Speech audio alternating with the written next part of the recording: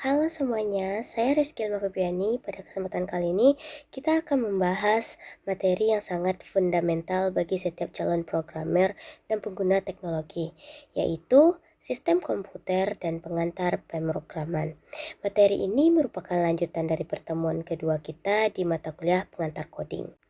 Nah, kita mulai dari pondasinya, yaitu sebuah sistem komputer tidak akan bisa bekerja tanpa 3 komponen utama, yaitu satu hardware, yaitu perangkat keras yang merupakan fisik yang bisa kita lihat seperti CPU sebagai otak, RAM untuk penyimpanan sementara, dan storage atau HDD dan SSD.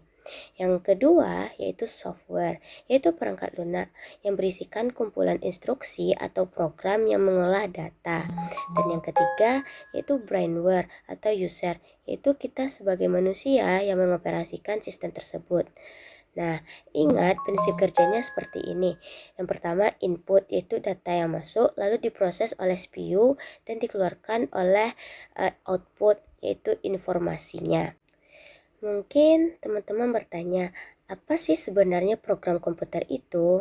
Nah, singkatnya, program adalah instruksi standar untuk memerintah komputer.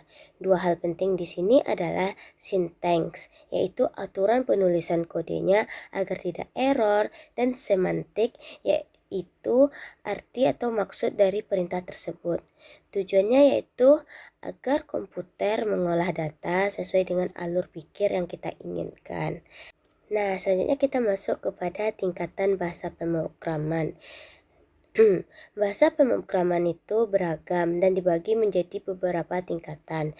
Nah, yang pertama yaitu low level, bahasa mesin yang sangat cepat tapi sulit dimengerti karena hanya berisi angka biner 0 dan 1. Yang kedua adalah middle level, seperti bahasa C yang punya keseimbangan antara kecepatan mesin dan kemudahan manusia. Nah, yang ketiga yaitu high level, seperti Pascal atau Basic yang sudah sangat mirip bahasa manusia.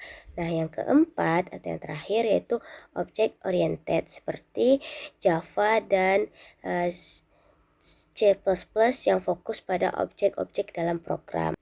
Nah, selanjutnya kita masuk kepada materi atau poin logika dan penalaran. Nah, sebelum menulis kode, kita butuh logika. Logika adalah hasil nalar yang kita sampaikan melalui kata dan bahasa. Belajar logika membantu kita berpikir sistematis, tajam, objektif, dan yang terpenting menghindari kesalahan berpikir atau kesesatan nalar saat menyusun program. Nah, selanjutnya yaitu metode penalaran, yaitu deduktif dan induktif. Dalam logika ada dua cara menarik kesimpulan. Yang pertama yaitu deduktif. Kita mengambil kesimpulan dari hal yang bersifat umum ke khusus. Sedangkan induktif, kita melihat hal-hal khusus terlebih dahulu baru menarik kesimpulan umum. Nah, keduanya ini sangat terpakai saat kita mencoba memecahkan masalah melalui kode. Oke, selanjutnya kita masuk kepada algoritma jantung pemrograman.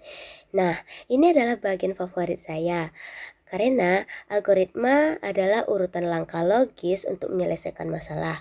Menariknya, nama algoritma diambil dari ilmuwan matematikawan Muslim terkemuka.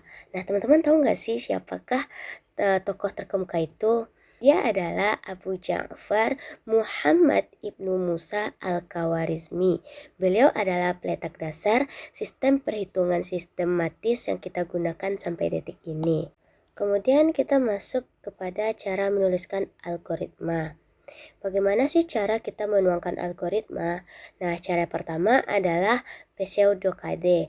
Ini adalah kode palsu yang strukturnya mirip bahasa pemrograman tapi masih menggunakan bahasa manusia.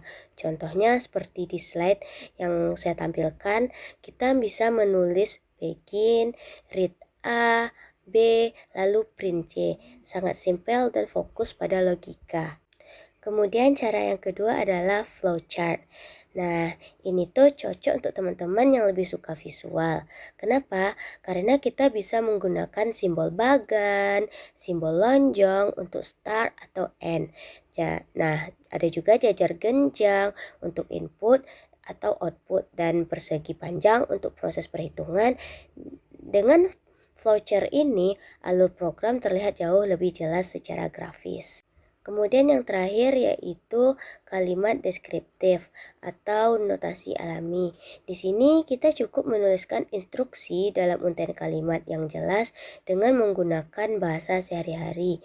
Ini merupakan cara termudah bagi pemula untuk merancang langkah-langkah sebelum masuk ke teknis coding.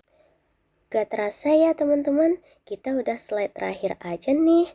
Jadi, dari semua teori tadi, kita akan praktekkan menggunakan Dev C++. Kenapa pakai aplikasi ini? Karena Dev C++ membantu kita menguraikan tugas yang rumit menjadi langkah sederhana.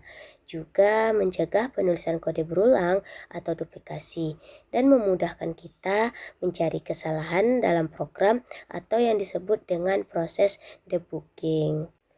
Mungkin itulah penjelasan mengenai sistem komputer, logika, hingga algoritma dari saya. Semoga dengan memahami fondasi ini, teman-teman juga sudah mulai siap untuk melangkah menjadi seorang programmer yang hebat. Terima kasih atas perhatiannya. Saya Rizky Ilma Febriani. Sampai jumpa.